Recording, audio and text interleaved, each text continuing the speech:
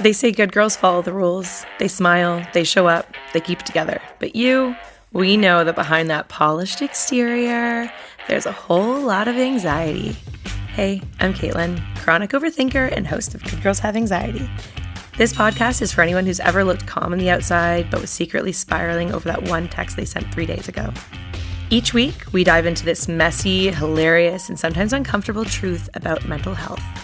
People-pleasing, boundaries, burnout, and why saying no still makes some of us sweat like we're on trial. We're talking real talk, zero fluff, just honest conversations, a lot of laughs, and maybe a little bit of swearing. Because being a good girl doesn't mean you're okay all the time. And having anxiety, that doesn't make you any less powerful, lovable, or worthy. So take a breath, unclench your jaw. You're in the right place. This is Good Girls Have Anxiety, the podcast. I actually always wanted to be an actress. I believe that. Have I ever said that? But I'm not surprised. Do you want to know why? Yes. Because I wanted to meet the Jonas Brothers on the Disney Channel. Oh my God. I mean, there's still a chance. There's still a chance. And Joe is single. Oh yeah, he is. I am not, but that's okay. It's irrelevant. Well, I don't think we're like looking for marriage right now. Caitlin, we are. Oh my goodness. With Joseph? Yes. With Joseph. Are you going to be the next people? Oh, okay. Danny McBride calls her Game of Thrones, like in Righteous Gemstones, and that's what I always think of now. Nobody can replace Sophie Turner. Nobody could. Nobody could replace Game of Thrones. No. Yeah. But that's okay. They're okay. Me. But anyways, it's just a nice delusion that's fun to have. But no, when I was young, I wanted to be on the Disney Channel because I wanted to meet the Jonas Brothers. And I thought that would be so fun. And cut to me working in film immediately. I was like, oh, no. I would never want to be an actress. Because it's so hard. You have to be so confident, which most of them are not. Mm-hmm. Because you're just being like, your likeness is being critically examined. How could anybody stand there? Like that would just cause so much. You have to be, from my experiences, you have to be so confident who you are. And that starts from like toddlerhood. Yeah. Like I think that's something like now as parents we're learning a lot of too. And like, I mean, through all of like the research and whatnot and like all, like as much as people rag on social media, it really helps you develop the parent that you want to be as long as you're doing it like it also in a healthy creates a way. lot of pressure to be the perfect parent. But I also feel like it's taken away a lot of that for me too, where like I don't feel pressured. I see other people as examples, but it makes me more confident in the person and the parent that I am, saying, oh wow, that's a great idea. I feel like I can implement that in my life and to better my child's life by going like, okay, like confidence starts at a very, very young age. Yeah. If your child at that young age sees you as the leader and you're creating a strong example, when they come to an influential age in their preteens and teens, they're not as easily influenced because they know like love comes from home. Yeah. Happiness comes from home and inside your own body, and love comes from you, your parents, your everyday life. You don't need to be looking outside of your like grounded area to look for love. How do you teach that? You just create a safe space. There's actually a podcast that I listen to and I follow her on social media. Brat Busters is what it's called. It's a mother and daughter. The daughter's now, I think, in her late 20s. No children yet, but I think her sibling has a child or two. And the daughter just kind of like helps with prompts and questions, and she does a lot of like the marketing. But the mom, I forget her name right now, but the mother is... she's a parent coach. She's been doing this for something like 30 years. And she talks a lot about, it's fantastic. And the episodes are quite short. They answer questions from people all around the world. She really kicked off on TikTok a couple of years ago. I think 5 years ago now, because it was around the pandemic. And I've asked Steve to start listening as well, because they seem like small things, but she talks about leadership, talks about being a strong leader. And there's usually one leader in the home, mom or dad. It's me. It's probably you. Yeah. But not to say that your partner isn't a leader. It's just you're the one that they look to most. Mm-hmm. And that might mean that they fall apart with you more often. Yeah. But there really is only one strong leader at home. And anyways, it's just it might fantastic. be Andrew actually. Now that you say that, But being a leader is, like we were talking earlier about like when your child's having a moment, one, they're not giving you a hard time, they're having a hard time. Yeah, I so agree with that. Right? And that's what you have Back to to Dr. Becky. You're a good girl. Do you know Dr. Becky? No. Okay, tell me. See, just like I didn't know Brat Busters. This is a great conversation. Absolutely. Do you want to finish that thought first? Oh, okay. So it's just like, it's a leader doesn't say, I'm a leader, I'm the boss, I'm this, I'm that. You set a good presence, you offer support, and you hold firm to kind of like what's acceptable and what's not. I know that brat busters will obviously say this much better than I do, but being a leader is remaining calm in chaotic situations and letting your child know that you're a safe space, and automatically they'll go to you for leadership. So they won't be looking for love and leadership elsewhere. They'll go to you. They'll know, like, my mommy.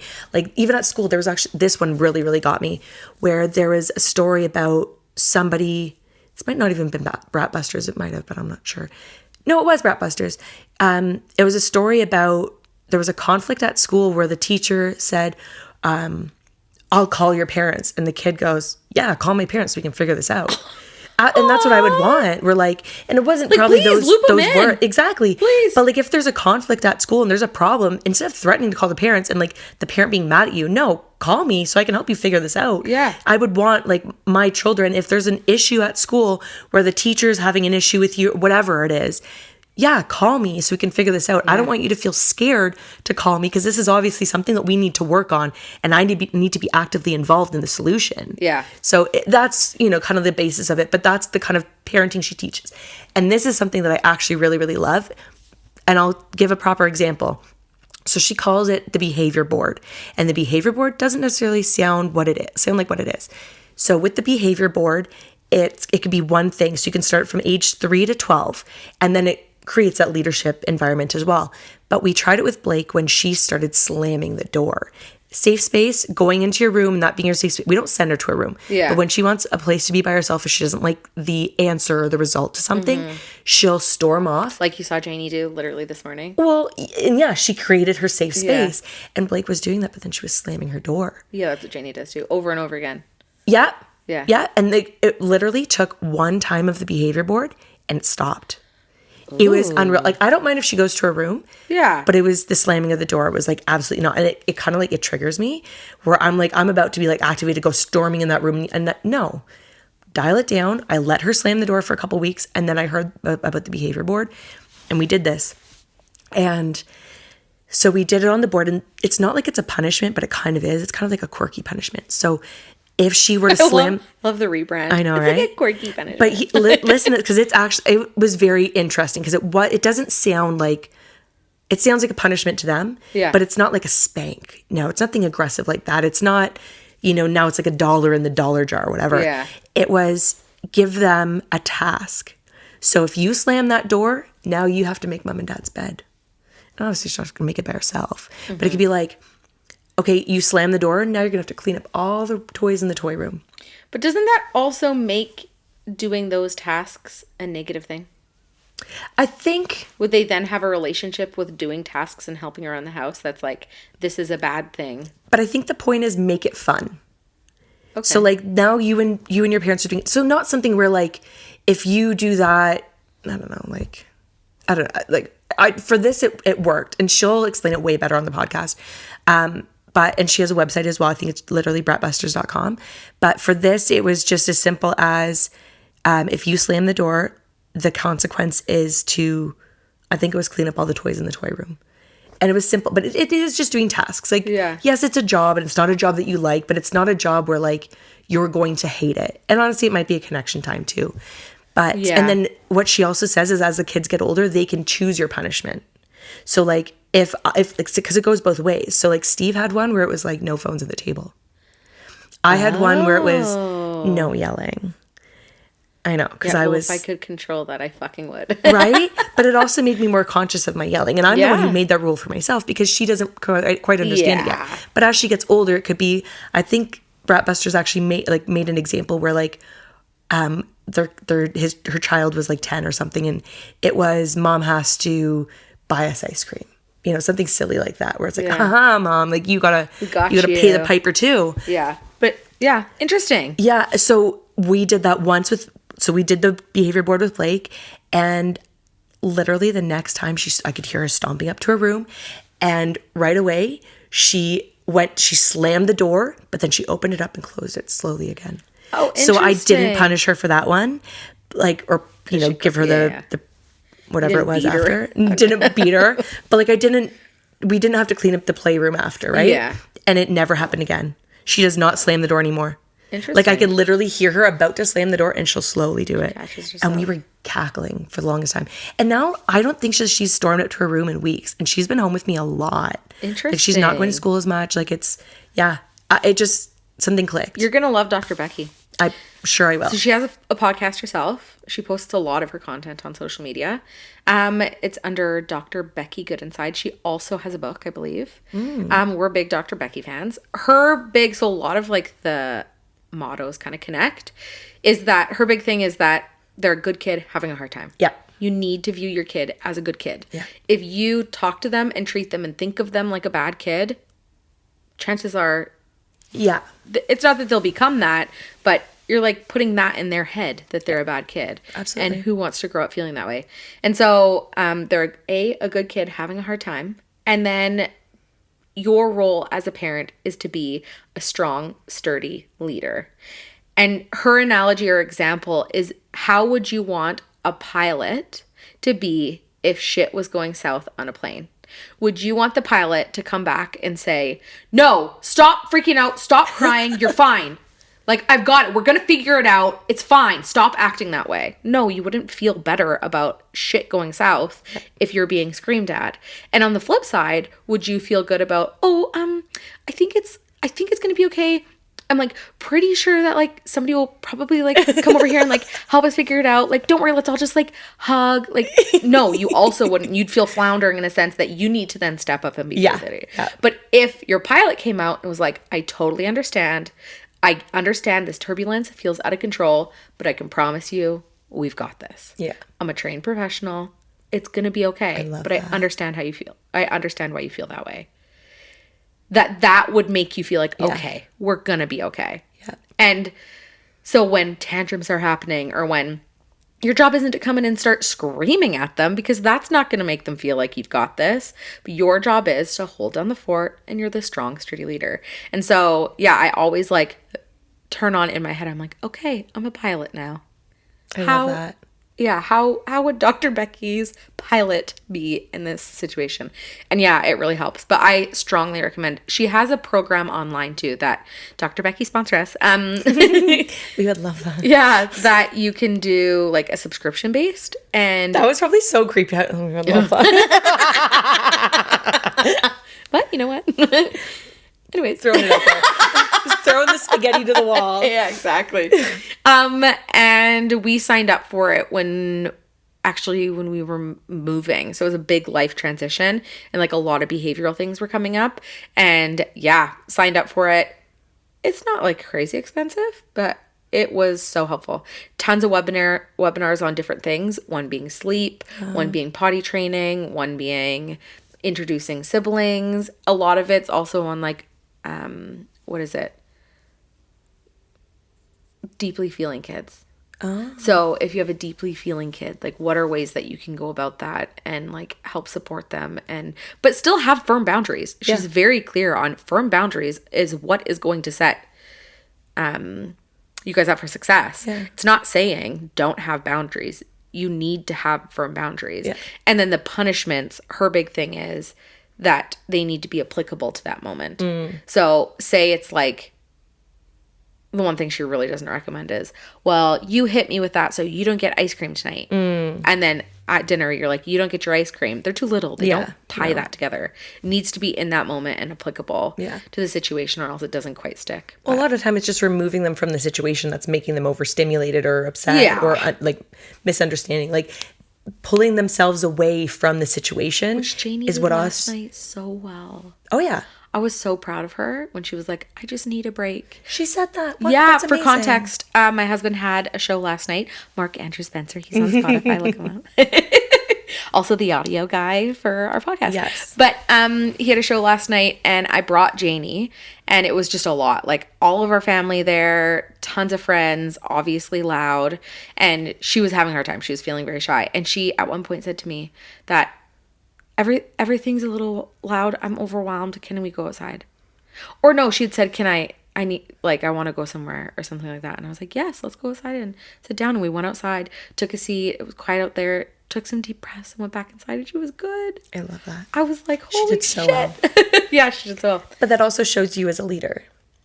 Like, Yeah. take the moment to, like, recognize you and Andrew as leaders who have given her the space to, A, recognize her emotions. We're working on it. B, let her have emotions. Yeah. And C, like, know how to get to a place where she can. And, like, they're toddlers. Yeah. Where we can't expect, like, adult emotions. Like, Yeah, exactly. most of the adults we know now can't even get their own emotions figured out. Majority can't do that. Acknowledge, I feel the kettle boiling. Like, I need to take a step. And the fact honestly, that's one of the first times she's ever done that. But yeah, immediately I was like, okay, maybe this is all paying off. Yeah, but it is. Like, Yeah. And I was saying to you today, like, I'm like an adult trying to figure out how to balance my emotions. Well, A, trying to teach my child how to have a safe space to have their emotions while I'm trying to learn how to have my own emotions. Like, navigating that is difficult in itself. And then for her to say those things to you, yes, it was the first time, but, like, all you need is the first time. Oh, I know. It just means that it's sticking. It's sticking. You're doing great. Sweet. Oh, thank you so much. I also don't know how this turned into a parenting podcast. It always, honestly, like, because this is who we are. Like, we love this so much. I'm going to kind of plug this a little bit because maybe it's a little teaser to get, you girlies to continue to listen who aren't parents yet. I'm really excited about this. It's sometime in the future. I'm really excited to do that dating podcast. Yeah. We're trying to figure out the semantics of it. Yeah. But I'm so mortified by the single girly stories that I've been hearing. Like, one story recently, one of my girlfriends was telling me she's kind of dating this, like, French guy, and he keeps FaceTiming her. That's gross, right? No. Like, that's a red flag. No, that's marriage. Okay, you've been with Andrew for, like, ever. I FaceTime so many people unannounced. No. Okay, but it's different. I think it's different. If I were single and No, a it's guy not. tried to FaceTime me, I'd I'd be love like, it. ew. I wouldn't. Block. I would be like, oh, love this so much easier. Ew, red so flag. much easier. Red flag. Really? Red flag. Throw in the towel. Dump him. Stop it. I'll never see him again. Absolutely not. Caitlin. Why are you calling me? Are you on the side of the road dying? Like, what? Stop it. I swear to you. No, I'll just be like doing home stuff. I'm like, I need to talk to that person, and I FaceTime them. You know the funny thing is, though? I met Steve on FaceTime. Like, red flag, throw in the towel. But I married him. That was his marriage proposal. Well, but why are you, on the flip side, talking to these guys me. if you're not into that as a future opportunity of marriage? I think that's the thing with dating these days, too. I don't know, like, even if you call me, I mean, you're different. We're really good friends now. I don't know. I just feel like it's such, like, an adulty thing now to FaceTime. Like, Snapchatters these days, like, the half face, they're still doing the half face, or, like, their toe. Like, what? I have, like, some friends who are, like, in their earlier 20s, and, like, they'll, like, to keep the streak going, they'll just, like, here's my toe, here's the floor, here's my dog. A streak? People care about a streak? I know. I'm trying to get it, and then, like, it'll show up, like, your streak has ended, and I'm like, oh, God, forget it. I was like, I just can't be bothered. You know what? My cousin, I'm not going to say her name. My sweet cousin, who I love so dearly, is in high school, and we're buddies. And she does that. She'll send me texts. It's like, streak. And I'm like, streak what? Yeah. Like, you got a streak That's in your what it panties? is. What is it? You got a streak. Yeah. You got a skid mark? That's Andrew's, like, laser tag name. You know when you, like, need to put a name on the board? Skid mark. Because his first name's actually Mark. I think it's so funny. That is funny. When somebody says streak, I'm like, I think of a skid mark. I think of a butt. Oh, you know what? there While we we were at go. Andrew's show last night, there was, like, those pedal buses. Oh, yes. And there was a guy, like, literally like, oh, there's a pedal bus. And then a guy pulled down his pants. Like, I watched him pull down his pants. And his, like, half hairy butt was just hanging over the seat. Stop it. And I was like, oh, there's a butt. And I was like, literally like, hey, there's a butt. Really? And that's when they came with our hot chocolates because we're boring, apparently, when hairy we get butt. hot chocolates. I got a latte, too. And yeah, it was a No good time. way. Anyways, Snapchat's cringy. That's the red flag. Snapchat. Add me on Snap. Snapchat Go is... fuck yourself. Okay, but, like... I still go on Snapchat, I'm not gonna lie. But just with But my as friends. a mother... Like, yeah. I love that because it's the easiest place to talk to each other. Do we But, have like, Instagram I on just find... Snapchat? We do, but we, like, never send Snapchats. Oh, well. We need to start doing that more. Well, yeah. But we just, like, Snapchat's blah, a red here. flag. keep thinking you're saying snatch. Snapchat. But you're saying Snapchat. I'm not pronouncing the Snapchat. P. Snapchat. Yeah, it's your Snapchat. Get your little snatch. But we like always talk here. Yeah, it's true. Which is beautiful in itself. Yeah, I think if a guy FaceTimed me, I would actually be so happy about that. Mind you, I'm a very monogamous person. So, like, I'm married. But you've been married for like ever. You've been married since you were 18, basically. Well, I wasn't married when I was 18. That makes me sound like a child bride. You but have I been met with Andrew when you were 18. when I was 18, correct. I have to burp. Burp, Cam. It burp went in my chest. Let's see what you got. No, that was it. It like Stop It went like right here. It like went right back Caitlin. down. Sorry. I'm so sorry. Disappointing. I'm so sorry. My burp just like disappeared. It like I literally felt it like right here. It was like a titty burp. Do you not have bigger Top burps titty? than that? You have bigger burps than that. Oh, I definitely okay. do. Okay, well, we'll get one. My farts, on the other hand, those are Steve. Are they loud? Quiet? They're not. This is so weird. We don't have to keep it in. Well, like the only person I fart in front of is Steve. You do? But like, absolutely. But he's the only one? He's like the only one. I fart in front of everyone. I really appreciate that. I fart in about you. public. I told you, I'm a gassy girl. Yeah. I am so gassy. If I held my farts in all day, I would be so uncomfortable. But my farts also don't stink. See, that's the thing. They, like most of the time they don't stink, except for like last week I had a hot dog and that. Costco? No. Well, actually, it was like a stadium dog. See, but like we made them at home. Oh, okay. And it was like, I mean, Steve was like, what happened? Because they don't usually stink. Crawled inside you and died. You know what? Okay, when I was nursing, I had the most horrendous toots. They were so bad. Steve was like, whoa. He was like gagging. That's so funny. And like I could feel it happening. It'd be like, I'd be nursing and I you fart while you were breastfeeding? Yeah. Just crop dusting your infant? Sorry, I could just like feel it happening. I couldn't like control it. And then it would just like come out and I was starting to Google like, did your farts really stink when you were nursing? And it was a thing for some people. It's something like with your digestion. Yeah. That's hilarious. Yeah. Also, and I was drinking brewer's yeast like almost every day. Oh, that's why. That's for sure why, because I have not had that. Just like on the episode, our first one, where you were like, okay, but did you get sweaty on sertraline? Yeah. Crickets. Not at all. So funny though. I really wanted to be like, yes, I did, but to make you feel better. And that's where I'm like, I'm so bad for that. Yeah, the people pleasing comes in. But Laura did though. Like, and I don't know if she was the same as me, but like it was literally just my neck. Crazy. Why am I explaining this again? Yeah, I'm just trying to like justify like and your farts when breastfeeding. My farts when breastfeeding. For me, when breastfeeding, like just stinky. BO. Did you get that? Yes. BO. Yeah. So bad. I'm not a stinky person. Like my whole life, I don't really have to put on deodorant. Yeah, same. Like if I do have to put kind it of on, for like fun, but like I don't have to put on deodorant, especially not every day. But postpartum, I need deodorant like 3 times a day. And my farts don't normally stink, but every once in a while. Are we really going here? Is this really like we don't have 15 minutes of an episode? Every once in a while, Caitlin, it's got to get dirty. It's stinky and it's always, I'm just free farting everywhere. I free fart all day long. And I can sneak them out quietly so that way nobody knows that I'm farting. And they don't stink, so it doesn't matter. And then every once in a while, like maybe twice a year, so very, very rare, I fart and it really stinks. And I'm like, oh, fuck. This is not a situation I should be stinky farting. But I do. And then I am scared to fart in public. But if I held my farts in, I would just be I'd be leaving every room I'm in. I gotta go. Thanks for listening to Good Girls Have Anxiety. If you haven't already, please subscribe, follow, and share, as that's the best way to help our little podcast reach all you anxious gals around the world.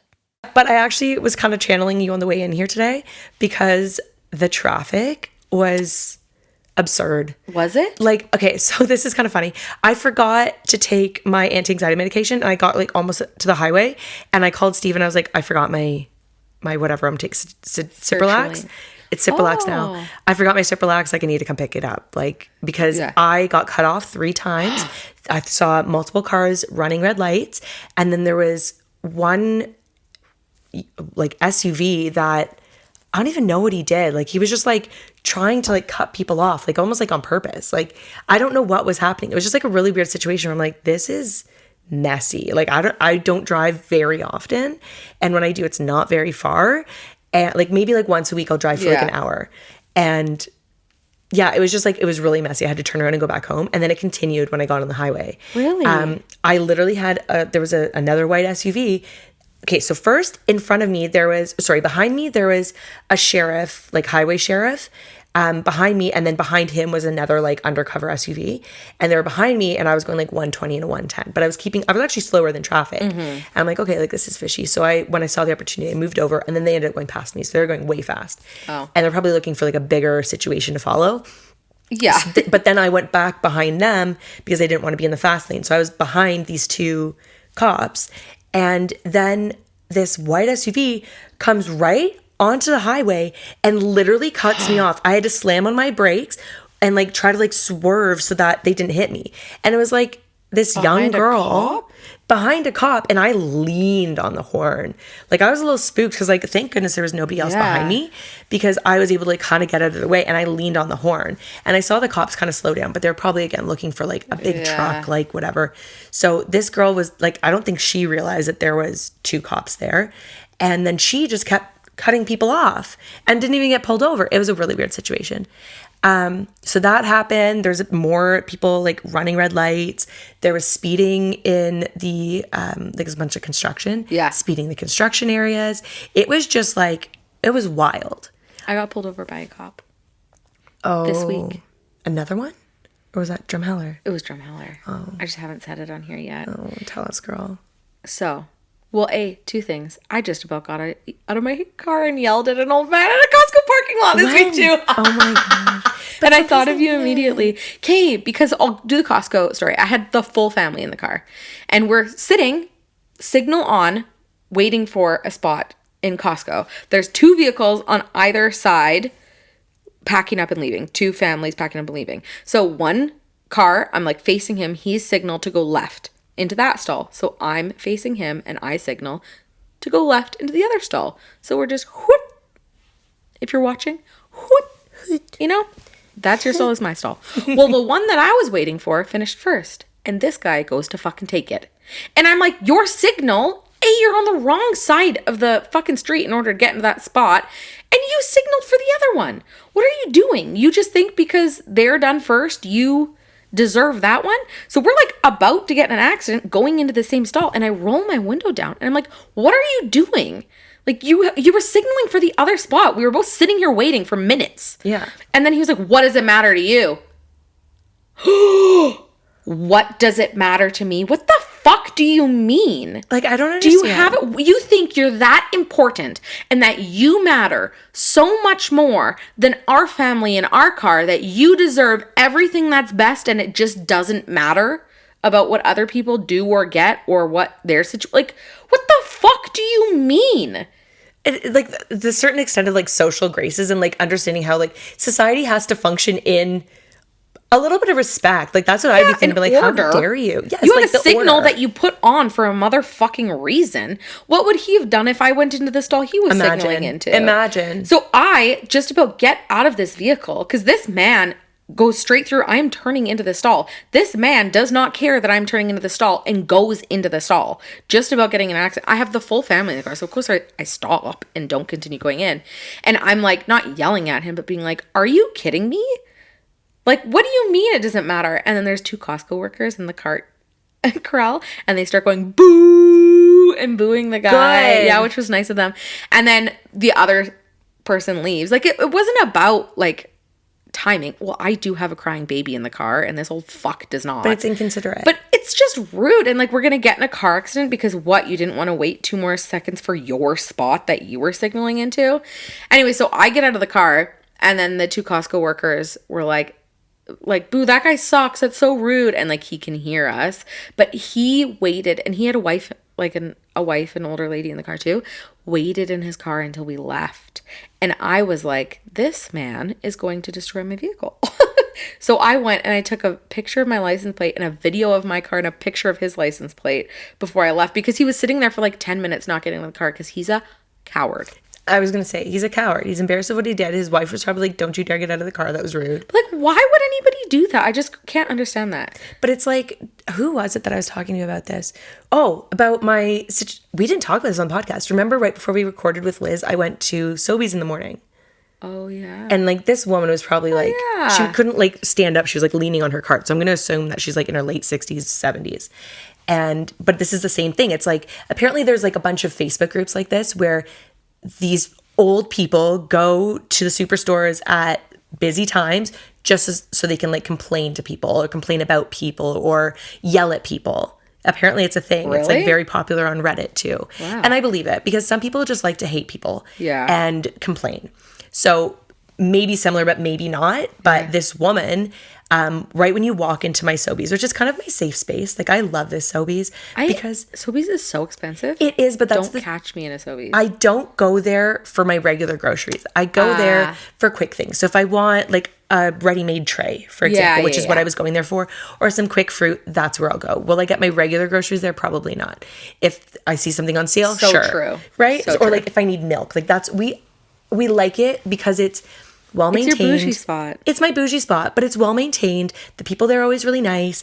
The fruit is always fresh. You feel a little better than when you shop at Sobeys? I do. Yeah. No, like better than other people? No. But like, it's like the treat version of grocery shopping. Absolutely. Absolutely. Like I don't go there for any other reason other than it's like a treat, So right? Like, I'm going to go treat shop at Sobeys. And it's also special for Blake and Wyatt because now they both sit in the cart. They have this police car and like two like groovy those are cars. The best. And it makes her so happy to be there, right? And that's what's so special. So it's a quick spot. It's almost like a giant convenience store is how I look at it, right? Yeah, I agree. Actually, that's how I view it. Or like if we need like... But like a fancy one. A fancy one. Well, like they have Starbucks. Oh, ours doesn't have Starbucks. Oh. Ours is, honestly, it's a quick spot. I love it. Like, so actually one of my friends that I met at a birthday party, we didn't realize that we had already met at Sobeys. We were trying to figure out where we were at this birthday party. But because our kids were playing Cops and Robbers. And we're like, you look so familiar. And we couldn't figure it out until like I took weeks to realize it, but she realized it right after this birthday party that we were at. She's like, can you tell me first what you think it is? Because when it dawned on me, I messaged her on Instagram. And she's like, I think I remembered it like weeks after, but I wanted to say it to you in person because I was scared that if you weren't that person, that it would be really hard to explain. But it was literally our kids like going back and forth, like, you're the cop, you're the robber. And us moms just like chit-chatting and being like super like into it and funny about it. That's so cute. It was honestly adorable. But they have those cars and Blake loves it. Mom, and she'll always be like, Mama, can we go be a police? And like, luckily most of the time we get it. And the people there are always so sweet to her. And yeah, it's always a great time. So that's kind of like my happy, safe space. Like when I go to like grab a couple things. So I went in with Blake. I don't remember where Y was.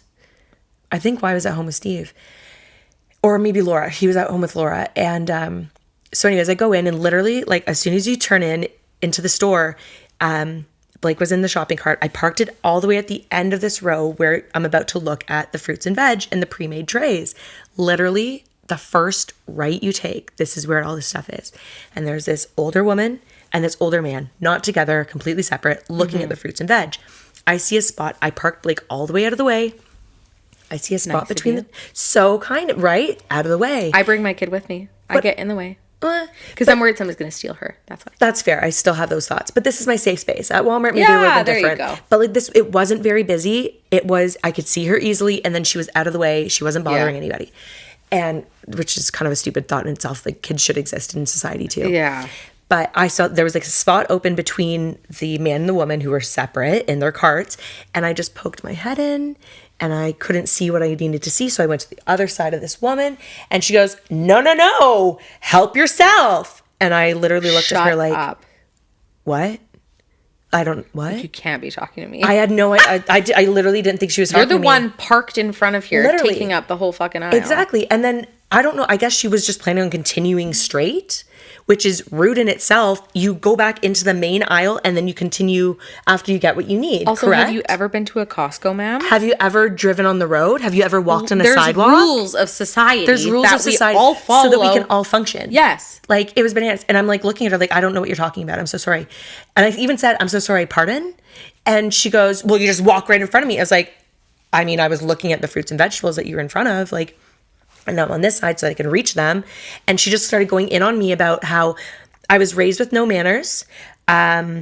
It happened so like a couple weeks ago now, so I'm kind of like a little bit over it about how I have a little bit, not completely, because I'm still talking about it. I have no manners. She puts her arm on me and she says, she touched you? She touched me, and she then said it real close, like she goes like right into me like this and tells me how rude I am, how disrespectful I am, and how poorly raised I was. Correct? And I just remember being like in shock because now this woman's touching me, and I'm like, what?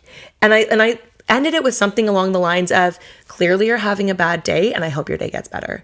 And then I walked away. I went to Blake and I'm shaking as I'm walking away. Yeah. And this man was kind of looking, I don't know whether I don't think he was like on her side, but he's looking like, what is going on?